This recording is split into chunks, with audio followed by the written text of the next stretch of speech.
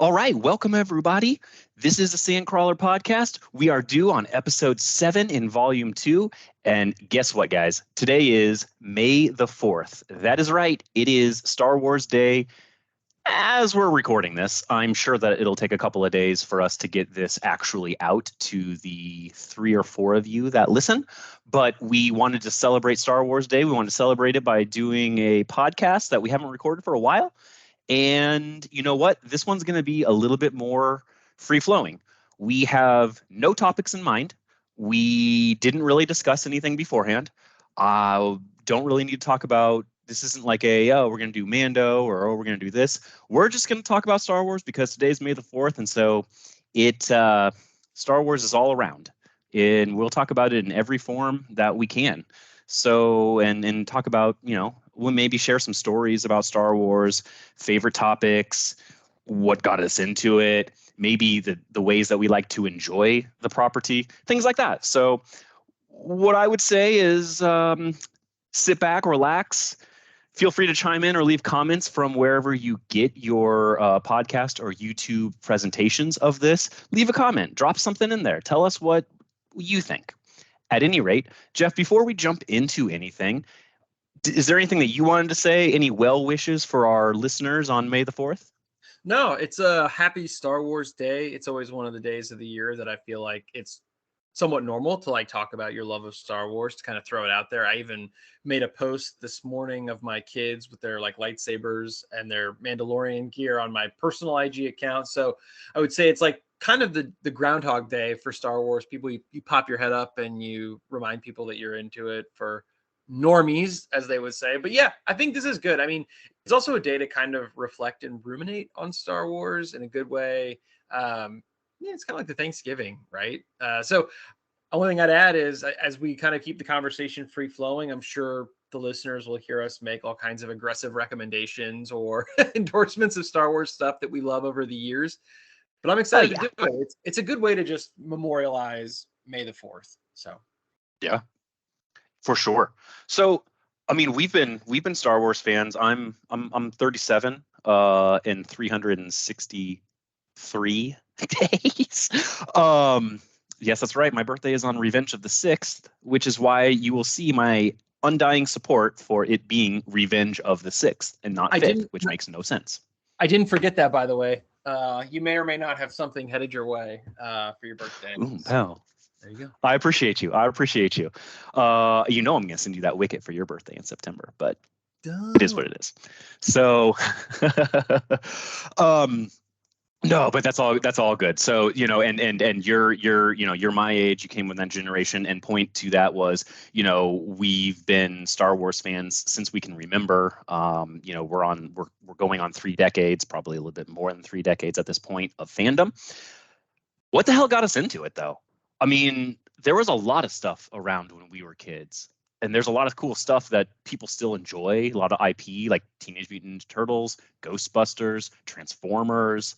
I'm missing a ton of stuff. You'll probably fill me in on that. But there's a lot of IP that has been around for a long time, and that has hardcore collectors, that has the merchandise to back up the IP and all of that. But none of it, not even beloved Dragon Ball Z and the SH Figuarts line, none of it resonates with me the way that Star Wars does. And I often wonder, why is that? What was it about Star Wars that has done this, and that has set my life down this trajectory of nerddom, and really impacted my life? I mean, I think that it's an odd thing to say, but I think we both agree that Star Wars has a large impact on our life, a large influence on our life, more so than it should. But that's what being a fanatic is all about. So what is it? What was it? I don't know. I have no idea. I think because it's not superficial, and on that topic, it's easy to. One could make the argument that it is superficial. You could point to the over commercialization of certain products. You could talk about, it's all rooted in commercialization. And I'm not going to deny that was probably, and that was not probably, it was a strategy of Lucasfilm. But that's also the hook that I think brings people in to the property. And once they're in, I'm not doing a great job of articulating it, other than to say, like, sometimes I think that hook that brings you in helps open you to the world then, which is not superficial, and it goes so much deeper. You mentioned Yeah. things like Ghostbusters and Ninja Turtles and even Marvel Comics or GI Joe, like that whole sort of 80s era of properties. We talked about it in an earlier podcast. I mean, a lot of that was born of kind of hyper capitalist toy companies, pushing stuff out based on the success of Star Wars. But I think for me, when I look at Star Wars as a whole, and I can think back very fondly to my first sort of true encounter with it, which I may or may not have mentioned in the past, but it was during a family Thanksgiving. I can tell you that it would have been 1994 because it was the first year that my parents were living in the house they built. And we had my cousins and my aunt and uncle, and there were just a lot of people in our house for Thanksgiving. And I remember this very well. It was either the Thursday. I said very well. It's like it was either the day of Thanksgiving that night or the following day, that Friday. And everybody had gathered in the living room. And I remember my dad was channel surfing, and we stopped on the Sci-Fi Channel, which, by the way, I don't even know if that's a channel that like exists anymore. But they were They running. changed how they spell it at the very least. It's like SYFY now, if it's I still can around. remember do you remember like the little, like, wasn't it like a Saturn logo that was like always in the bottom left corner of your CRT? That sounds right. Yeah. That sounds Anyways, right. I remember it's like the Comedy Central one that was like the world with like the spinning like message that went around the top, the black and white, very 90s. But my dad stopped on Return of the Jedi, and it had like just started. And I remember they were cross promoting like some LucasArts games for the holiday season at the time. And I never really watched Star Wars. Like I'd never really sat and absorbed it. This actually predated, as I remember this, like the THX video releases, even the Power of the Force 2 toy lines, like their soft launch to test Special Edition, which was to test, the prequels.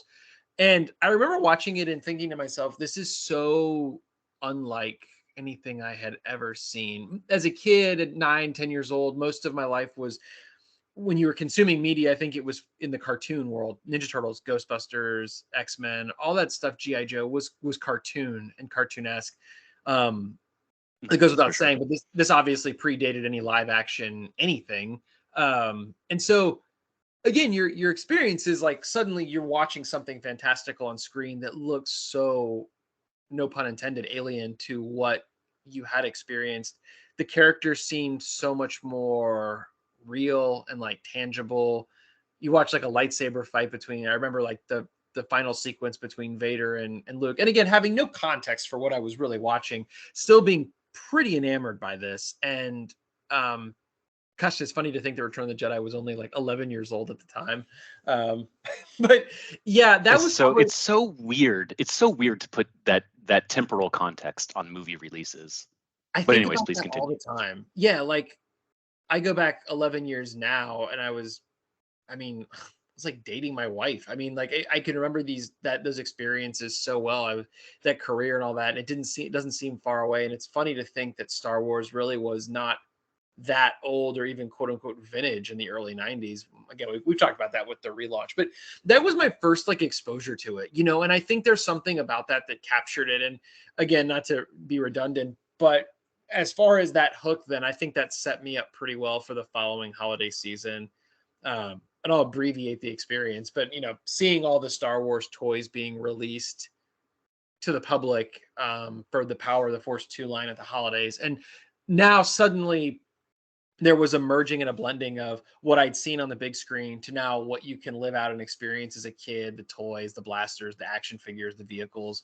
And they did, again, not to, I'm not putting a capitalist critique on it, but like it was very effective, right? Like that pulls a kid in. And I think the rest was history, because at that point, again, we talk about other properties. I can't think of anything where the experience was so immersive from a video games perspective, from a movies, from a card game, from a toy, magazine, comic book, novels, that you really couldn't turn your head and not encounter it. But I say that in a good way, because I was aware of that this costs money, because we were trying to like find money to like go buy booster packs for the cards or buy figures. But I think I was always hungry for the progressive revelation of what was next in the early expanded universe. And I think a lot of people would identify. So to me, like that's my earliest recollection. The rest is history, and here we are. For you though, did it start with like, was your experience like mine, like with the movies, like because I didn't even see them in order. I Yeah, guess I feel like I saw Return of the Jedi first, kind of like you. Um, we've talked about this being more of a kid-oriented movie than A New Hope or Empire Strikes Back. Having said that, it's still enjoyable at my age now. And in fact, I haven't had a chance to go see it in theaters, unfortunately. I don't know if it's still showing. They would have to show it on Star Wars Day. I don't know. Today's the last day. Today's the last day, of course. I know what I'm doing tonight, my man. Um, but yeah, like it's so funny because I feel like Thanksgiving, a lot of people always came to our house for Thanksgiving because or family did because we lived the closest to my grandparents, and they had like we had, they had kids and they had a couple of, so I had cousins that would come and aunts and uncles that would come as well. And it's probably just around the holiday time that it's just good to have Star Wars on, because you don't it's something that you can just have on in the background. You can kind of jump in and jump out of it, watch when it's interesting, and you don't mind the commercial breaks because you have family around to kind of converse with. It's just something on in the background. And to me, I don't know if that was like my first exposure to Star Wars. Oh man. My memory is not what it used to be, and it was never very good to begin with. But yeah, it has to have been something like that. And then of course, the explosion into the toy line when Power of the Force 2 came out in '95, and that was of course a big deal for me. And the first Power of the Force 2 figure I ever got was the Han Solo. We talked about this on an unpublished episode where when those first came out, they were super buff because that was like the trend is muscle, like muscle building and all that stuff. So stormtroopers are ripped. Lando Calrissian has a visible six-pack on his stomach. Like these guys are jacked. But Han Solo was my first one, and I could just tell at that point that I was hooked because I took all of these books off of a bookshelf and I literally took it like a piece of paper and renamed it Star Wars Shelf under construction. And I eventually started putting all the action figures that I bought, or more appropriately, my parents bought for me at the time. I started putting them all on there, and it started to build out really nicely. And I wish I probably have like a Polaroid of that somewhere. I'll probably need to look at it for nostalgia, but that just really set the precedent for it. And what's interesting about it is the only other toy line that I can remember having collected really religiously at that time was Ninja Turtles, and that was a hugely popular line from Mattel. Not Mattel, Playmates, sorry. And right when Star Wars figures came out, I stopped getting Ninja Turtles altogether. Yeah. And dude, I had a lot. I still have them. I have the Technodrome. I have the sewer. I have like the big wasp thing that people can ride. I have like the blimp, the parachute. And obviously the figures as well. I had a ton of them. And just one day it was just like, nope, Star Wars now. Yeah, that's right. That's what happened to me as well. I mean, I wouldn't say dropped, but I mean, it also coincided with like a lot of people probably don't know this, but I mean, like it was the mid to late 90s that Marvel literally went bankrupt. I think they filed Chapter 11. And that whole crest that like Marvel had ridden with the X-Men and everything else basically came to a screeching halt. I mean, they thought that the property was basically poison, and it was almost going to just totally go away. And I think the vapidity of that, and again, we were at the right age, right? Like it's not that adults don't enjoy Marvel properties, because even now I certainly do. But I think, for the flavor of what the 90s was, and your adult writing was few and far between. It was really oriented to kids, Saturday morning cartoon stuff. It just seemed childish. Yep. I mean, and I love Ninja Turtles and all that stuff, but it all seemed, to your point, it was so deeply rooted in like something that was very juvenile. And Right. I've seen this before. I look at like Empire Strikes Back, and I it's very hard for me to find, and I'm not trying to like intellectualize it, anything juvenile about that film or even Kitty. There's moments of levity, but Right. for the most part, that's R2 that way. right. But like it's yeah, exactly. Or like, even the Yoda interactions, where he says, mine, mine, mine. Like I think again, those are moments of kind of like funniness and Right. levity and comedy or whatever. But no, I think it just coincided also with like becoming kind of, sounds weird, like prepubescent and going through puberty, where like if as a nerd, it just felt like kind of the next step up into Yeah. that hierarchy of properties. But I mean, for me, I much like you, it didn't, the toys were a huge part of it for me and the collectability of it. I think that's sort of the red thread of my personality is the collector aspect of this Hmm. particular property and franchise has never stopped. And whether it was the trading cards or the comic books or just even going and getting like the Del Rey books occasionally, the essential guides, all that, borrowing, if you can remember this is going to make us sound old, but the old days of like borrowing CD-ROM games and then like there was no license key to them. So you just ran them like through your tower and like borrowing Rebel Assault 2. I remember that very well from my friend. And it's funny that if you've ever played that game, or for the people that aren't familiar with it, like the idea was like they'd sort of rewritten the first couple of chapters of Star Wars to where you effectively played Luke's role, but it really didn't involve the main characters. So like, and this is a whole thing. I don't need to get into it, but like the character was you, but then they had retconned it to be a guy named Kanan Farlander, and then it was this whole thing because like you blow up the Death Star, but you don't do it with Luke or Han; they're not even there, and so it's this whole dynamic. But my point is, like, But you are from Tatooine. you're from Tatooine, you still fly a Skyhopper, you fly an X-wing. It like there's a whole bit to it. But the cool part about that, the second game, was they used like motion capture, sort of. I'm not going to use the right technical term. I want to call it like flash animation, but it was basically like you could see your character as a human on screen, kind of like the old Mortal Kombat, like they did a palette of a person. And I remember like there was this one particular level where your ship crashes and you're like in this Imperial installation as a pilot, and you're basically like up against a column, and then you peek out and you like shoot your blaster and then you go back into cover. And Yep. I remember playing this and being like, there's no way that like graphics can get any more advanced than this, because this looks so real. Like I feel like I'm like watching a movie, and it's so kind of tacky by today's standards. But it was those kinds of things, right, that like captured the imagination of us as fans. And I don't think, because there was always an outlet for it. If I was in the mood to Hmm. play the game, if I was in a mood to play X-Wing and like try to get a new medal, or if I was wanting to go buy cards with my friend Shooty and like collect more stuff on the CCG line, like there was always some part of the property that I had more focus in at that given time, but had me coming back to the well. And again, Yeah. I never really saw it as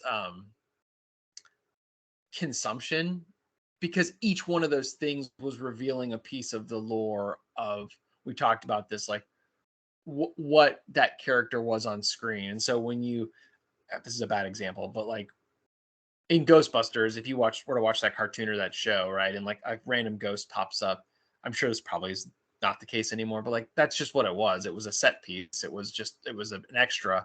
And in Star Wars, Hmm. it was like, no, these bounty hunters who appear on screen for a whopping a minute and 42 seconds are like considered like secondary characters in the universe, and there's so much to them, and you got to learn about who they were. I think just the journey of that was so fun. We've sort of talked about how there's um I mean, if you're in Europe, it's true, it's a literal religion, but there's like a religiosity to just capturing the true sort of canon term of like what these things are and how they Sure. make the story more enriching. And of course, as time went on, as we got much older, and as like they built out, the prequel trilogy, and then ultimately like that first run at the Clone Wars in the late 2000s, and here we are now, like it's a universe that'll never stop expanding, and that's the cool part to me about it. Yep.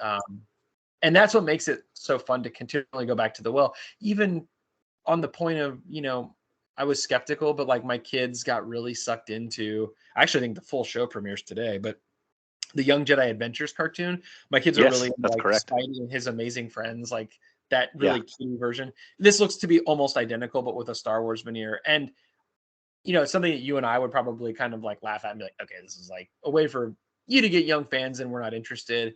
And I'm not gonna talk about it one way or the other, other than to say like it is very enjoyable for me to watch my kids sit down and encounter something at their ages, which are 3 and 1.5, they can like digest that Star Wars and want to like know more about lightsaber and Kai and Nubs and like these characters that I don't know Yeah. anything about and they're not really for me. But um, I will say like transcendentally, that has changed my paradigm to Star Wars, especially since you and I have been relatively ardent critics of the sequel trilogy. I'm not justifying those, but I can appreciate it as a dad, sort of a new light that maybe brings little ones into the franchise. So I don't know. That's what like that has meant for me. I don't know if have your kids like dabbled in that yet? Have you shown them Young Jedi A Adventures? little, a little bit, but you know what?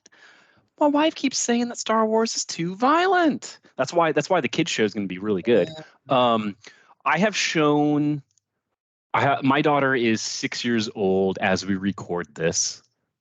She'll be 7 in a couple of months. Um, she has seen all 6 films, and she has watched a handful of both Rebels, which she calls Purple Guy Show for Zeb, That's and awesome. she has also yeah, right. And she's also seen or she used to call it Purple Guy Show. I'm sure that she that still doesn't know his name, but and she would remember that term, but her vocabulary has expanded since then. And we've watched a little bit of Clone Wars as well, so she's definitely been exposed. I on one of the previous podcasts that people have actually listened to, I did mention that I recorded this hilarious video of my daughter explaining how Darth Vader lost on Mustafar and how lava burned his body and the Emperor saved him and put him in a suit. It is hilarious because of how seriously she takes it, and I love it so much. So yeah, I'm all about bringing kids in.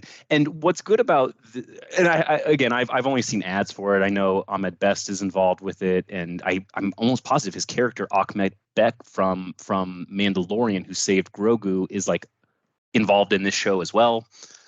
I could be wrong on that. But I do know that Ahmed Best is using that character in a show for Star Wars.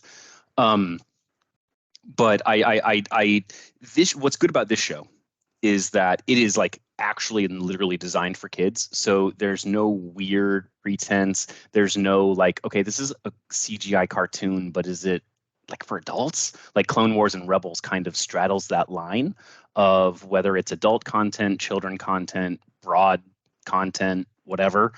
This one's clearly directed at kids, clearly for kids. So the complaints that adult people like us could lodge against a Clone Wars, could lodge against a Rebels, you can't really do it here because this is definitively not designed for us. It might help us ease the kids into Star Wars, but it's not created for us, which is fine, right? That's great. Like I'm happy that it exists, and we'll probably check it out. One point I wanted to add on the video games and Rebel Assault stuff. I just got a push notification not that long ago that if you are a member of Amazon Prime, so I don't know if you are Everybody. like 35%, yeah, like everybody in America, you can get yourself not a copy of Rebel Assault, but of the N64 release on disc of Rogue Squadron 3D. You can Oh, get it that's for free. awesome. It's available all month of May if you are a Prime subscriber.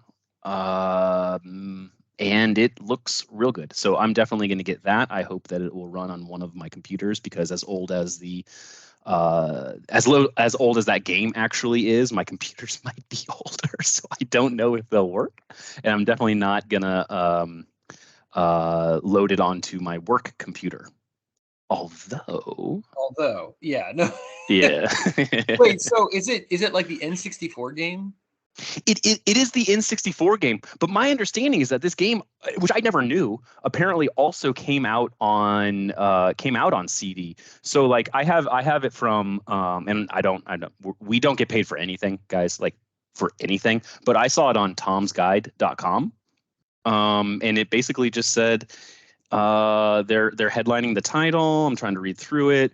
Amazon Prime members can claim a free copy of Star Wars Rogue Squadron 3D on PC.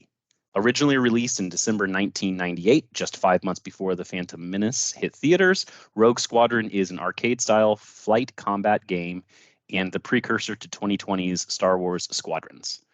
A game that I have not played, that you hedged against, I think, but I might still not listen to your sagely advice and get burned by buying it, as I am wont to do. Here's a weird thing about that game. I'm sorry. Like, no, go ahead. So it looks beautiful. I've seen people play it with PlayStation VR. I've seen them set up a rig where they're like actually able to look around, and I'm sure that experience is like really cool. Take it from a guy that enjoys flight simulators, but like arcade flight simulators. Like my dad, I remember back in the 90s, like loaded up Flight Sim 98. Like everybody had that game, but like it was boring to me because it was just like, I'm flying around a commercial airliner. This is stupid. I needed the arcade. I like crashing them. I like going upside down and stuff, but yeah. Oh yeah, like doing all kinds of stuff. Stalling out. Yeah. But like, no, but like the Ace Combat games for like PlayStation or for Xbox, even 360 or Xbox One, I can't remember. Like I played a lot of those like more arcade oriented flight sim games that were very fun. That still, you can set up the joystick. They're actually very well respected. But they have a little bit more action edge to them. I felt like Squadrons I felt like it was like 45% of a game. And I just didn't get pulled into it. And I think there are certain personalities that are inclined to play racing games or sim type games that can do it with a controller and enjoy it, like a Gran Turismo, right? Like that's a kind of a different beast. But I would just tell you, like, this one felt a little. Understand that it doesn't control the way that like an arcade flight sim does. It was sure. I don't want to say like the learning curve was too steep. Maybe that was part of it, but I don't know, man. I would tell you to like. Nothing is gonna. Don't go into it. You would tell me to buy it and enjoy it and love it and have a great time with it because it's incredible. Captain. Well, like I loved the flight sim aspects of Battlefront and Battlefront 2 and Battlefront 1 and 2 for the next gen consoles too. Like I thought those were so fun. I got really good at them too. But this was just different. It's not the same. It's not going to be like Rogue Squadron where you just like pick it up and play it and you're like, "Oh, I'm Luke, like liberating Chandrilla or something." It was more, I don't know. It looks I hear cool. you. I hear you. You know what? Get it because it's like $15 on Prime. It's worth $15. I was gonna say if it's on sale, like I didn't want to pay full price. There was a time where it dipped down really low, and I was like, when I first asked you about it, and you kind of gave the same review, and I was like, oh man, maybe I shouldn't. I do want to do it in VR. And I want to do it somewhere where I can actually like spin around and look around and stuff, because I think the aesthetics of it are more important to me than gameplay. I would like to be immersed in a Star Wars kind of like battlefield, and if they or space field, whatever, and if they can pull that off, I would be happy dropping the $15 on it. A person that we follow and have mentioned before on Instagram, the Kenner Boy, he recently posted his experience of going, I think it was going back to Return of the Jedi in theaters, and he's like in the Netherlands or something. Yeah, something like that.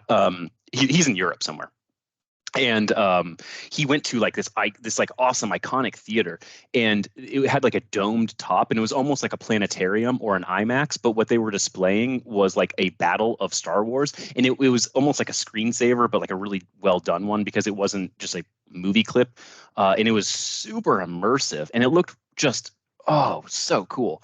And so if I could get that experience and I could like burn it into my eyes and into my head, that'll be $15. I'll do that. I'll do that.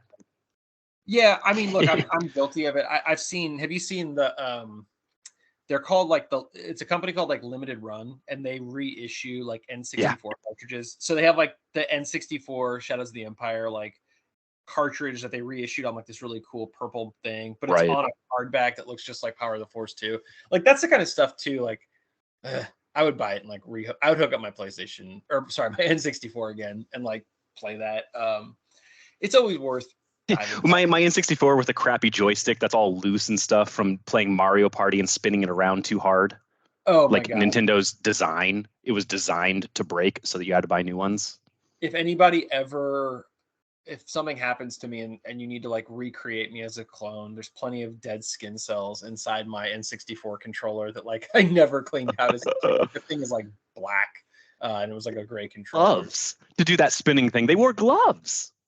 Yeah. They were getting like calluses and stuff on their hands.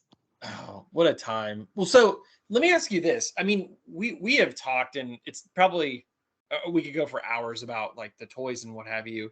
But was there anything beyond sort of like the collectible nature of Star Wars for you that just got you really excited? Like something that's like somewhat non-traditional outside of, again, like the toys that you just really fell in love with on Star Wars? Yeah.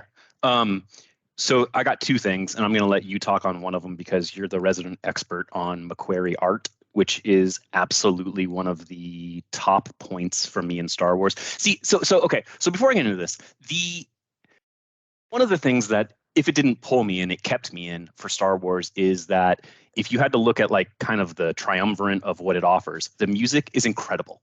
The artwork is incredible. The cinematography is incredible. And the movies are like you hit on all three things, and that just lines up to make an awesome movie, property, expanded universe, etc., what have you. So the Ralph McQuarrie art and reading the Star Wars universe book where basically it goes over the planets from the original trilogy, and it's written as if like an explorer found these places and was doing like archival historical work on it, but it displayed McQuarrie's art. Is one of my most favorite books of all time, Star Wars or otherwise. I'm totally. Yeah, and I'll let you go off a little bit on that. But the second one is just like kind of the novels generally, something I was into for a long time, fell out of, and then got back into a number of years ago. There was a time after Disney took over, but there was a time where you probably in like even in 2020, where I could lay claim to the fact that I had read every single or listened to an audiobooks. Again, I don't like reading; it's my job. So listen to audiobooks of every canon Star Wars novel. Like I would just track when they would release. I may acquire them legally or nefariously. I'm not going to really disclose, although I do pay for them now, for sure. But I would get like there was a time where I had all of them. I knew all of the new canon stuff, which is not to say anything about the previous canon, which I read Legends as it's now termed. I read the EU, the expanded universe, crazy hard. And I'm just kind of diving back into it. And I finished the first four. We talked about this in the previous episode. I finished the first four X-Wing / Rogue Squadron books. I actually had a literal interaction on Instagram with Mark Thompson, who reads for the novels, and I asked him if there were any plans for him to record the next 5 books, and he said, "Not at the moment, sad face." So, like one of my most favorite and super criminally underrated contributors to Star Wars is Mark Thompson. He reads. I think he doesn't read every single one of them because like Ashley Eckstein came in to read the Ahsoka book, and they've used a few other voice actors for this stuff. But Mark Thompson reads the vast majority of new book releases. And if you think about it and quantify it from like an hour's listened or a minute's listened or however you quantify that metric, Mark Thompson's voice, I've heard it like I might have heard it more times than I've heard like Luke Skywalker or Mark Hamill talk or James Earl Jones as Darth Vader, because every book is like 15 to 20 hours and it's just him. Like he's just reading to you. And as many times, dozens, hundreds or whatever, as many times as we've seen the movies, if you chop it down into like how much screen time, like on screen time, not just reference to, but on screen time did Darth Vader have? Or how many lines did James Earl Jones have? They're so small in reality. And when you compare that to like, I've listened to well over 200 hours of Mark Thompson's voice. He's up there in terms of people that I've listened to. I really want to get him on the show. I'll pay him. to be on this show. I will pay him to come on this show. That's a promise. I'm actually gonna try to get him. That'd be really cool. He only has like 3,000 followers on Instagram. Nobody knows this guy. It's unbelievable to me. He was at like a con recently because he posted he was going to be there, and I was like, oh, he's more mainstream than I thought. But the con was at a local high school. Oh yeah, no. Dude, this guy will do it. I'll send him a Hot Toys or something. He'll come on. We'll make it worth his time. We'll definitely make it worth his time. It's a huge part of it. I think that's the thing about Star Wars, right? Like, I mean, you have people there. I was even thinking like Bob Bergen, who did the voice of Luke in like all the video games. I mean, there are so many people that have contributed to Star Wars that are not just like George Lucas, John Williams, Harrison Ford, James Earl Jones. I mean, like, yes, there's marquee, flagship, cultural icon kind of people, but at the same time, there's so many people from a fandom perspective that have done so much to like expand and build out the lore in the universe, or just contribute to it, right? As a reader, as a voice actor, as whatever. And I think that's also the beauty of it, because can you really think of a franchise that has, or even a property, I won't call it a franchise, like a property that can go that deep and have that many like active contributors that are true contributors, like building into the material, adding their own flavor, and doing a really good job of it. And I really can't think of anything that rivals Star Wars. The fact that Mark Thompson isn't like marquee at Star Wars cons, if he went to Celebration, he would have had to pay for his own trip, it sounds like. My God, like so and that could be totally wrong, but that's just speculation on my part. But the idea that he could be such a huge contributor and still would be more so regarded as a fan is just wild. I don't think there is another IP that you could have such an important person to the storytelling, literal storytelling, that wouldn't be a premier guest to have at a convention that celebrates that particular property. Do you think that Star Wars can ever go back to being, and this isn't a rhetorical question, I'm really asking this, like I vacillate. Do you think Star Wars could ever go back to being somewhat of a cottage or insular enterprise that it was sort of pre-2013? I'll tell you the one way I think that works. If Ron DeSantis wins his lawsuit against Disney, which is not going to happen. Disney's worst attorney can run laps around Ron DeSantis. Like he's just doing it for publicity to become president. Even bad pub is good for him. No, but in all seriousness, it would. I don't think so with the way that Star Wars has been marketed. If you want to tell me that like 25 years from now that it's kind of dropped off, like I could believe that. I could believe that once we are at retirement age, oh God, that once 25 years away from retirement, I remember very fondly when I wasn't even 25 years old. But yeah, if you want to say like decades down the road that it could return to something that people fondly remember from decades ago, that becomes smaller because it, for whatever reason, it was oversaturated, people got worn out with it, kind of like the MCU fatigue basically that we've been in in my opinion, since post Thanos. But basically people will get fatigued, it won't be profitable, and if it's not profitable, they're not going to support it anymore. It will never get back to the way it was in the 90s, though. I just don't see it, because Disney is such a sustainable entity and they will always try to make money off of it. And it's not going to return to the part where half of a bookshelf had every Star Wars novel in creation at the time at Barnes and Noble. And it was like right next to all the other nerdy sci-fi fantasy stuff, and it was like a small portion of that. We'll never go back to that, I don't think. But I could definitely see where it's not, in my opinion, what is the number one IP in the world right now. What about you? What are your thoughts on that? I don't know. I think that's right. I would agree. My concern, actually, when I really kind of get honest with myself, is less to do with the the fabric of the story. I mean, they're gonna make more Rey movies. They're gonna that stuff is gonna continue to get pumped out of like sort of the Disney production machine, and that's okay.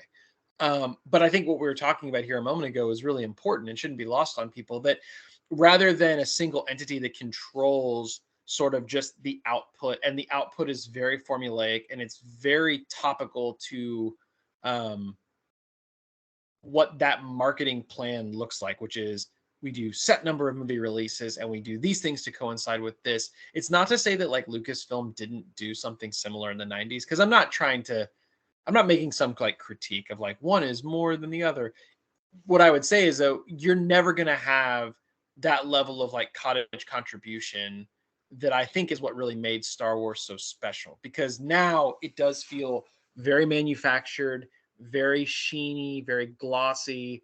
I'm sorry to use this term if I'm being divisive, but like very vapid in a lot of ways to me, because and it's not a critique on an actor or a critique on production. It's a critique on the way that Disney does business, right? Like that's just Right. how Yeah. that's their paradigm of business. I think when you go Consumable, back, digestible, don't think about it too much content. and disposable, that's the other problem, Yeah. is it's very disposable and it's very set it and forget it. Where what I long for isn't just like more stories about the original trilogy or the prequel trilogy, or even in modern time. I could care less about that. I think when you got to see people contributing from so many different angles and so many different stakeholders in Star Wars, and that's like the key word, stakeholders who were tasked with building something. And a really good example, and I will give them credit, from Disney, was like when Gareth Edwards did Rogue One. That's a classic example of someone who was a stakeholder in the property that was given autonomy to go do something, to build on a story, and did it with not just like the reverence and the care for the lore, right? But did it aesthetically in line with everything else. Like his puzzle piece fit in very well. Yeah. And as a huge proponent of Dark Forces and Kyle Katarn and the Death Star story, I was probably one of the most skeptical of like why we would have this story. And man, did they nail it? I mean, they did it. It was executed perfectly. I hope that what Disney does, and what I think that there's still potential and opportunity for, is to take a deep breath and to look at the way that a lot of that content was constructed and try to replicate that in a very like thoughtful way. And you'll note that, and I make a declaration here, with the exception of like the Rogue One, and I'm going to tie Andor into that because it's like I see this all as kind of like that is like one blob. Yeah. Every major success short of like box office performance of The Force Awakens that Disney has had and has sustained itself by recently has all basically pulled from what you and I have very fond and nostalgic memories for in the expanded universe. And whether you're talking about Thrawn, whether you're talking about the Clone Wars, building and expanding from that world, even The Mandalorian, which I'm sorry, pulls from a Lucas constructed concept of the Clone Wars and subsequently the original trilogy and Dave Filoni's characters. Like all of that success is pulled through and extracted from something that's repurposed, right, from the expanded universe. And we're seeing that now. I mean, even the newest content is all basically just, for lack of a better term, it's like a rehash of what we love. And I'm not interested in the critique of that, but I think Disney, if they're gonna to make this not just like Happy Meal Central and to not go through MCU fatigue, what I really need to see from them is the thoughtfulness and the collaboration. And I mean this term like figuratively and literally, like the diversity of individuals coming in and providing content about Star Wars, not just, I think that's right. Not just like the rubber stamp mouse from Orlando or LA, where it's like, boom, like we got this movie, here's an hour and 49 minutes, and like, and like they critically misstep with the sequel trilogy there. I hope they don't do that again with the newer content, but I have an open mind. I mean, sure. Yeah, I agree with all of that. Disney's done a lot of good stuff with Star Wars, so I'm not gonna. And in Star Wars Day, we're gonna stay positive. So I'm not gonna go down a path of like critiquing or anything like that. Kind of like you agreed to not do as well. and so that's all good and fine. I think that like what I would like to see is kind of like what you had said. I don't, if I'm being very honest with myself and checking my ego at the door, which I need 2 claim tickets for because it's that big, I would say that I could not write for Star Wars. I think that I could come up with like general principles, like ideas, concepts, like, oh, maybe this kind of character does this and kind of goes down that path. I can't write dialogue. I can't storyboard. I can't do any of that stuff.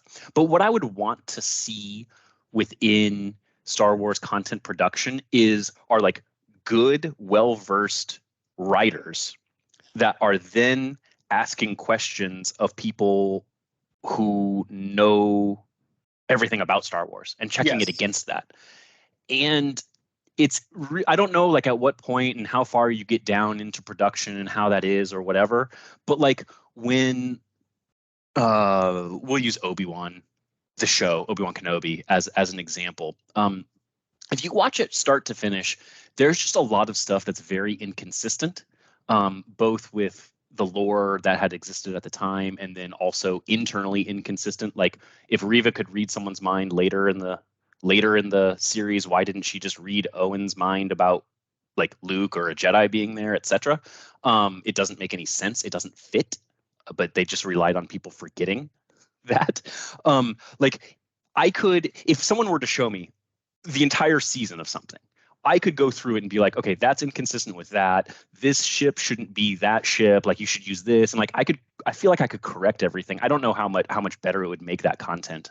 But the point being to all of that is I feel like there needs to be a team that is writing. There needs to be a distribution of talent, and there needs to be people that are talented in different ways to be able to influence the content that comes out.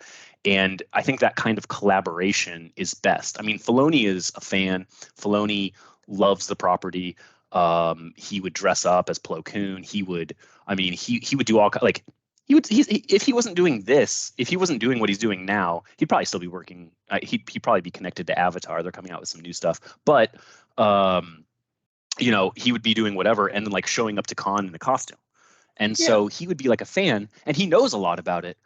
I don't know that he's the best content writer. I think he's just too busy. I mean, I think what you described is due diligence, and Disney would come back and say like, we have people to do this, but like, sorry, I'll take a shot. Like, then they're not very good, because if even a layperson can see, to your point, like narrative inconsistencies, and then that's compounded by just like the fans noting things that are also wholly inconsistent with the canon. Like, I think it's best summarized to what you're describing is like, you need a committee of people that there used to be this, like Leland Shee with the holocron, right? Like he was a one-man army, and he was trying to do this as best he could, even in the pre-Disney days. I would say that, it's the same concept now. You need a true team of individuals that can really comb through that. And here's the tough part. Like, that came with the territory, right? Like that came with like the $5 billion price tag or whatever. Yes. Oh my God. Yes. Like that.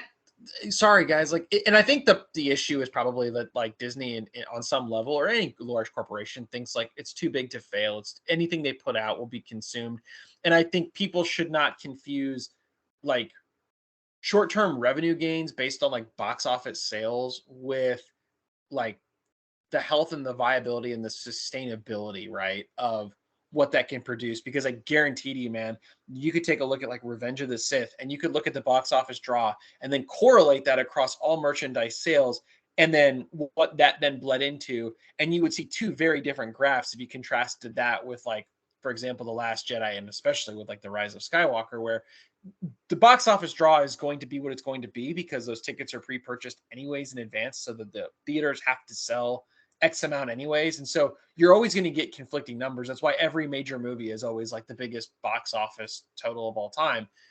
But I think like creating that pathway of continued like franchise growth, merch sales, whatever, like it drops off if what you've described from a due diligence process isn't there, right? There has to be like the underlying support to keep it going. And I think that they can do that.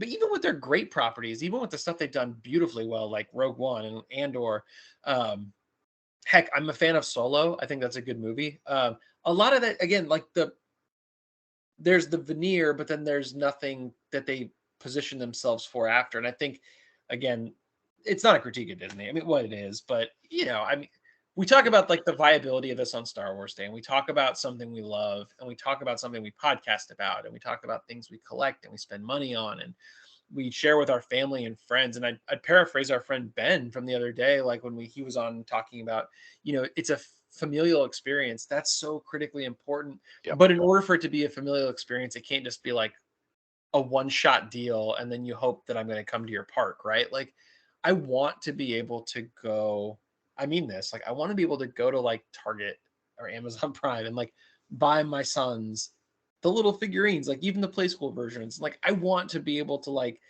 go build the Lego set with them when they're like 7 and 8 years old. And I would love nothing more for that to happen, but that infrastructure has got to be in place, because if it's not, then it'll be just like what we talked about with Ghostbusters and Ninja Turtles and all that other stuff. It goes the way of seeding ground to the next big property. And that next big property is probably going to be something stupid that's like very, very, very shallow. And it will be like, oh, there's like the kids, there's this new like Digimon monster, like card quest game. You do this thing and like throw a yo-yo at a wall, and like, it'll be a fad. And again, Star Wars will get relegated to what you described could be the case 20 years from now. I would hate that. Right. That would suck. Yeah.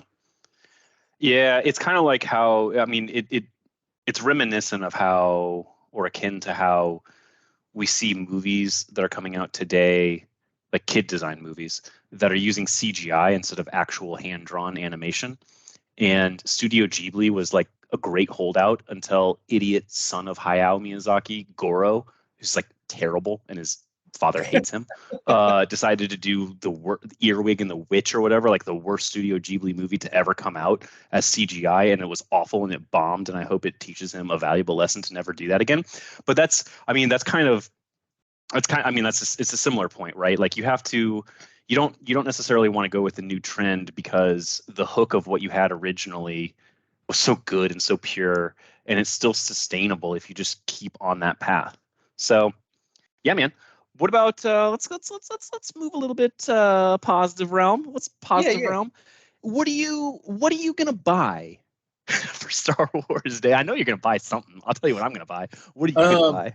Probably what you're gonna buy. I mean, well, I'm not gonna buy it today, but I made a mental note of it. I mean, so I was most excited for today's release. Hot Toys came out with some new announcements on some nice 1/6 scale figures.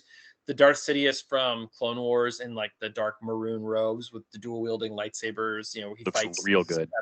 I mean, that's going to be a purchase. So I thought that was pretty cool. I'm probably going to, in addition to that, I'm probably going to package up my second round of cards to submit to PSA. I submitted my first round, as you know, back at the beginning of March. Got them back. You got a lot of hits on that too. That was awesome. A lot of hits. Nothing less than an 8. And I'll close out here because I want to hear what you're going to get. I'm very proud of the fact that I got 6 Gem Mint 10s, which is a really difficult score to get on any kind of trading card or sports card.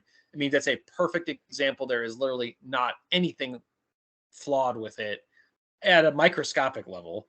And what's even cooler about it is like these cards are 25 to 30 years old. They've traded hands. These weren't like pulled in a pack. Like I got very lucky. I am the proud owner of 2 of the refractor foil version and then the regular version of Captain Han Solo. So like I am a 1-of-1 owner on the PSA registry of a perfect card, none graded higher, like 96, so cool. 96 graded lower. So like, I won't get specific, but I would just tell listeners like, I'm not talking about like a $50 trading card here. Like this is a 1-of-1 now. It's a Gem Mint 10.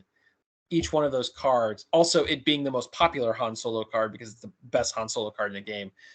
Those are each worth multiple thousands of dollars. And I am very pleased by that. What was a $400 investment in getting this stuff submitted, collected, and graded transformed into, I will be very vague here, minimum 5 figures return. So Maybe another episode we'll talk about like the power of Star Wars collectibles economically. But those would be my two things I think for today. What about you? What are you going to go squab on? First of all, that's really cool. I love the idea, not the underlying value, but the idea of just having something so incredibly rare that like that's it. Here's a list of all the people who have the refractor and non-refractor 10 gem mint Han Solo card. Me. Jeff. That's the list. That's the list. So something like that is really cool. I don't know that I have anything in my collection like that. In fact, I'm positive that I don't. So I think it's really cool. What I will spend a lot of money on, I'm also going to get that Sidious Hot Toys. It's going to come out in like 2 years though, so it's not like down the corner. They just announced it today, so celebrating the 20th anniversary of Clone Wars, which technically this is from a different Clone Wars show, and so it's not celebrating the 20th year. But I'm going to get it anyways because it's cool. It'll eventually come out, and we'll see. But it looks really good. I'm very excited about it. So I will get that. Micro Galaxy Squadron by Jazzwares. So ships that I don't know exactly what scale you would call them, but like I'm literally holding the X-wing in my hand right now, and if you put the engines right at my wrist, the nose of the ship doesn't hit the end of my middle finger. Probably gets to like halfway through the middle digit, or the middle digit of it. So I don't know, a couple inch long X-wing. They dropped a bunch of announcements from Celebration and from the last couple of days. They're releasing an AT-AT, which I thought was impossible at this scale, and it's only like $60. They have TIE interceptors. They have a lot of stuff that's coming out that are they remind me of the Action Fleet ships from the 90s, but they scale better, they look better. People will remember Action Fleet fondly and be like, there's no way this line is better. But I promise you, if you actually go back and you look at your Action Fleet, line's way better. It doesn't necessarily have the nostalgic tingles that Action Fleet will give you, but these are better. These are better made all around for every possible reason. So I'm definitely going to get a bunch of that. That's a heavy endorsement because I think Action Fleet was probably the most criminally underrated Star Wars product that came out in the 90s. Like they were so, as I recall, they were so good, even from a paint deco perspective at that scale. Sorry, when you were talking about like everything coming out with the new Jazzwares stuff, it made me laugh because I was I'll kick it back to you. I wasn't very still spotlight, but I had to tell you this because I haven't had a chance. My dad was in town a few weeks ago. My dad's really into like models and flies model airplanes and puts models together and whatever. There's a model shop, like an old school model shop, kind of over where we used to live, Hobby Haven, as you remember. It's over in Overland Park. Yeah. And they do like all that stuff. So there's nothing like Warhammer or like they have some Gundam stuff, but it's predominantly like race cars, boats, airplanes with the engines, and then model trains. And I was like going through the model train section. I was like, oh, like model trains are so cool. Like I would love to get into like HO scale stuff and like create like a massive city. And then I was like, wait, I should just do this with like Star Wars instead. It'd be like way cooler. And I was trying to think of a way to like do that. And then I started thinking like, oh, but this is actually like the exact scale of the Jazzwares Action Fleet. And so there's this weird little thought like pacing back and forth in the back of my mind, the far recesses of like a project way up ahead. I was like, yeah, but like, what if I just did like an entire, instead of like a model train set, like it was like Yavin 4 or something, like the full set with like a pyramid. So awesome. Like, yeah. I should do it. Sorry. No. Like that's the dream, right? I mean, and I bought a lot of these. I bought a lot of doubles and stuff to customize them. I mean, the Luke Skywalker X-wing came out in Series 1, and I bought 6 of them. And I'll probably buy some more so I can fill out a full squadron. I have 6 of the TIE fighters right now, and I'll get the interceptors. I basically, if it was like a rank and file fleet ship, TIE interceptor, Y-wing is coming out. The wrong version of the A-wing is coming out, so I'm probably going to skip until they get the OT version. But I'll probably get like 10 of each. and kind of have that world. One thing that I wanted to compare on that, they announced a shuttle Tidarium, not shuttle Tidarium, I'm sorry, a Lambda class shuttle, which is the same thing. It's just Tidarium is the name of a particular one. Yeah. But they are releasing a Lambda class shuttle, and there are comparisons to the Action Fleet version. Dude, this one that they're releasing is like 3 times as big. It is insane. It looks really good. So I'm very excited about that. The AT-AT lights up. It has sounds like the Millennium Falcon. It'll move around. It has like, it can open up, it can hold stuff. It looks really good. And Jazzwares made a point to try to not like overly charge people for this line. So I think they're making pretty good strides, and there's pretty good value prospecting on this line. So I'm really looking forward to buying those. If you're gonna buy like 100 starfighters, then you better go get some fishing string, because yep. Like, do not, when I come to your house next, I don't want to see 10 X-Wings and 10 TIE fighters and 10 Y-Wings and all that stuff like parked on the ground with like a bunch of people standing next to them. That stuff S-foils need to be in their unlocked position. There needs to be like a dogfight happening in some corner of your house. I don't care how you do it, but that's what I better see that. All right, it's happening. My wife has kind of agreed to me redoing the basement a little bit, and kind of rearranging the collection to make sure that it's not literally scattered across the entire basement. And so that could happen. I mean, I have a bedroom in the basement that's like we use for guests and stuff. I might be my new office. That might be my new collection room. We'll see. I'll hang stuff. I get anything do anything I want to do in that room. I'm allowed. Right. So that could easily happen. Cool, man. Cool. So okay. We're approaching time on this. This is smooth flowing podcast. Went pretty well. Man. Yeah, look, we love it. I mean, and it's important to just talk about those things and get it out there. It's cathartic if we ever go a little bit negative, and that's all it really is. But no, I mean, another May 4th has come and gone, and another May 4th, I'm still buying tons of stuff, as you are too. That freight train is never slowing down. It may wind back and forth, like suddenly I'm buying cards from 1995 all over again, but it's just cyclical. Like there's no point in the foreseeable future where I see myself not buying Star Wars merchandise, so much so that I think we've had this joke before that even if it means, make a note of what I'm about to say, even if it means I'm recreating stuff in my headcanon, because that's a loaded term, and I was thinking about this last night as I was like cleaning, and I was like, I hate that term, headcanon. We'll address that in a later episode. Sure. But for me, even if it's that, then I'm going to continue and like build out and create my universe or my multiverse of Star Wars, and that's, I think, all that matters. Yep. So. Yep. Make Star Wars enjoyable for you. Do what you got to do to make it enjoyable. In close and in memoriam to what we used to do, and I don't know if you remember this, but I'm gonna have you take us out. R.I.P. Jerry Springer. Give me your final thoughts. We did call it Jubes' final thoughts in volume 1 of the podcast, which if people are looking for volume 1 of the podcast now, it's not published, so don't be looking for it yet. We'll get them out, but they're not published. They don't exist anywhere. Digip's final thoughts, Daniel's final thoughts. Well, folks, May the 4th. It's a time to celebrate Star Wars. It's a time to enjoy Star Wars. It's time to open up the wallets a little bit and spread the joy. You don't have to, but it's a good opportunity to. There's some good sales out there and some good releases and some good announcements.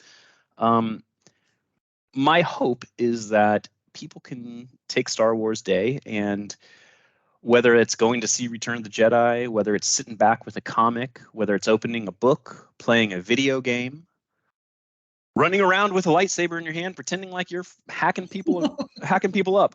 I hope that people take just a little bit of time today, this week, what have you, to be able to appreciate Star Wars and remember why they got into it. And if they can't remember why they got into it, to at least remember why they stuck with it and why they're with it today. I love it. I would echo your sentiments completely. And I would quote our president. People say, why should I buy Star Wars? Say, it helps the economy, gives people jobs, creates profit.